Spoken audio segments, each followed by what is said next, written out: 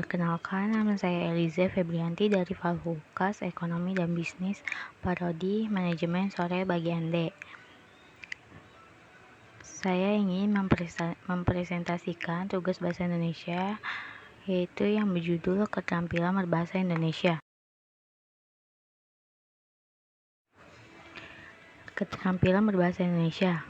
Keterampilan berbahasa Indonesia artinya terampil menggunakan bahasa Indonesia dalam komunikasi baik secara lisan maupun tertulis.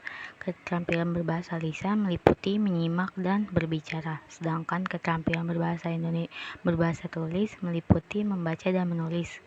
Dilihat dari sifatnya, keterampilan menyimak dan membaca reseptif, yaitu menerima dan memahami pesan yang disampaikan oleh pembicara.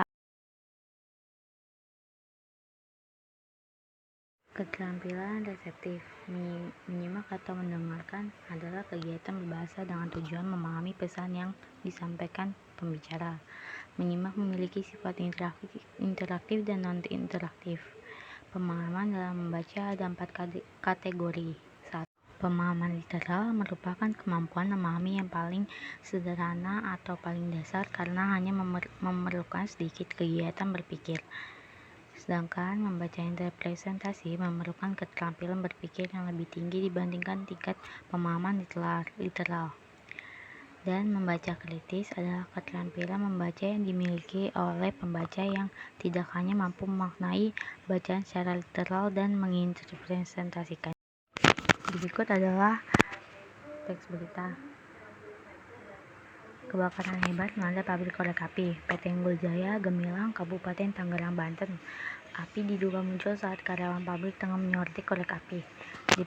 Diperkirakan infonya dari pengawasnya saat itu. Jadi saat penyortiran, rekan-rekan perempuan yang menyortir korek api itu ada percikan api, kata Kapolsek Pakuaji, Kompol Dodi Abdurrahim pada wartawan Selasa 2/11/2021. Latihan kasus pemahaman literal. Kebakaran ini terjadi di Kabupaten Tangerang 2 November 2021. Peristiwa ini terjadi pukul 3 WIB membakar 2 gudang seluas sekitar 1000 meter. Membaca interpretasi, karyawan setempat dan warga harus berupaya bagaimana caranya menyesuaikan pemahaman ini, dan pemadaman kebakaran harus bergerak cepat agar api tidak meluas.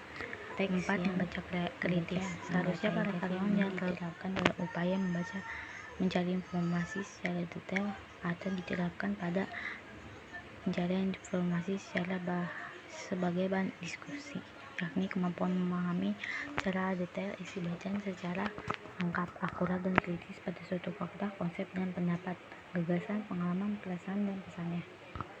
Keterampilan untuk membaca intensif membuat para pembaca paham pada teks, bisa pada tingkat literal, kritis, interpretatif, maupun teknik membaca intensif SQ3R.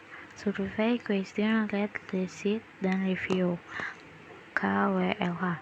Know, want, learn, dan how. 1. Cari, tulis kembali, dan uji. Survei atau meninjau.